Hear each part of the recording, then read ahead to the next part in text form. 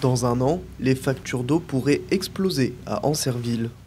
L'organisation territoriale de la République tente de faire voter une loi sur le transfert obligatoire de la compétence eau et assainissement vers les communautés de communes.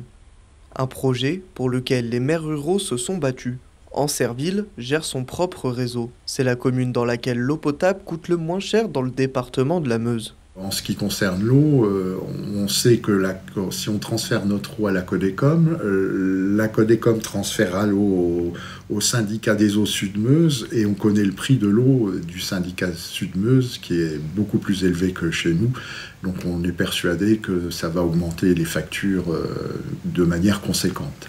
On a quand même d'énormes différences de prix, puisque à Ancerville, eau et assainissement compris, on paye 3,58 € du mètre cube et au syndicat, c'est 5,28 €. Donc c'est déjà beaucoup plus important. Et tous ceux qui sont contre ce transfert au syndicat ou au Codecom en sont persuadés aussi. C'est pour ça qu'ils se battent de manière à ce que les habitants n'aient pas une augmentation sur leur facture d'eau.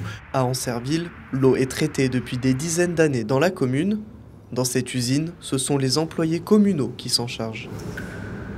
En tout, 500 mètres cubes d'eau par jour sont pompés en amont de la Marne pour être redistribués aux habitants. À travers les 27 km de réseau, les eaux rejetées par la commune sont traitées dans la station d'épuration avant d'être déversées à nouveau dans la rivière. C'est même pas essentiel, c'est obligatoire. On ne pouvait pas rejeter comme dans le temps tout ce qui sort de nos maisons à la rivière. Là, vraiment, tout est dépollué. Tout repart propre, que ce soit les boues de station ou alors l'eau nucléaire.